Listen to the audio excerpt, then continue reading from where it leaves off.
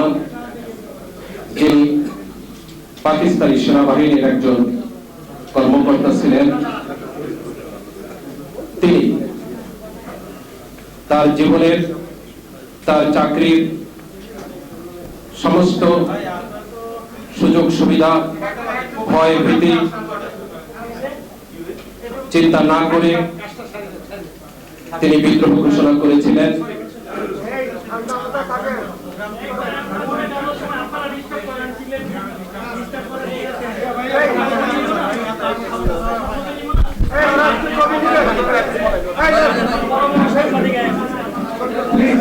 একটু কাইন্ডলি সবাই কোঅপারেট করেন। বক্তব্য চলতেছে তো প্লিজ একটু কোঅপারেট করেন সবাই। প্লিজ সবাই চুপ করেন।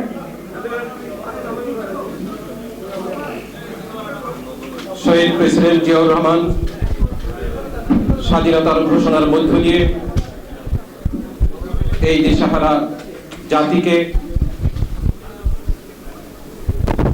তৎকালীন দিশাহারা মানুষগুলোকে আশার বাণী শুনিয়েছিলেন।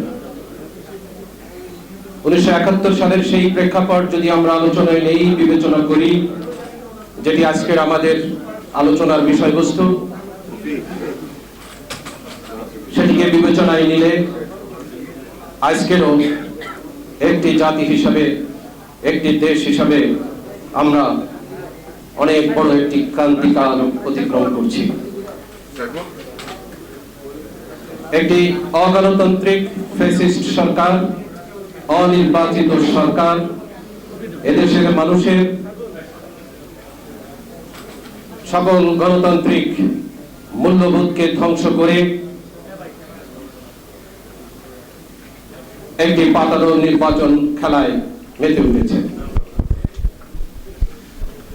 এমনই একটি ক্রান্তি লগ্ন থেকে এই জাতিকে উদ্ধার করবার জন্য, এদেশে গণতন্ত্র পুনরুদ্ধার করবার জন্য, মানুষের মৌলিক অধিকার ফিরিয়ে দেওয়ার জন্য, ভোটের অধিকার ফিরিয়ে দেওয়ার জন্য শহীদ প্রেসিডেন্ট জিয়াউর রহমানের সুযোগ্য সন্তান দেশনায়ক জনাব তারেক রহমান আরেকটি যুদ্ধের ডাক দিয়েছেন এবং তার সেই ডাকে সাড়া দিয়ে আমরা এবং এই দেশের জনগণ মানুষের ভোটাধিকার ফিরিয়ে পাওয়ার আন্দোলনে অংশ নিয়েছে।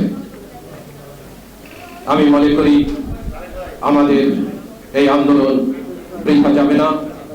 আমরা এই ফ্যাসিস্ট সরকারকে পদত্যাগ করিয়ে এদেশের গণতন্ত্র পুনরুদ্ধার, ভোটের অধিকার ফিরিয়ে দেওয়ার যে আন্দোলন, সেই আন্দোলনে আমরা সবাই শরীর থেকে দেশনায়ক তারেক রহমানের যে নেতৃত্ব, তার হাতকে শক্তিশালী করে আমরা এদেশে জনগণের সরকার প্রতিষ্ঠায় সবাই যার যার জায়গা থেকে দায়িত্ব পালন করব, সেই প্রত্যাশা ব্যক্ত করে সবাইকে ধন্যবাদ জানিয়ে, আমার বক্তব্য শোনার জন্য ধন্যবাদ জানিয়ে আমার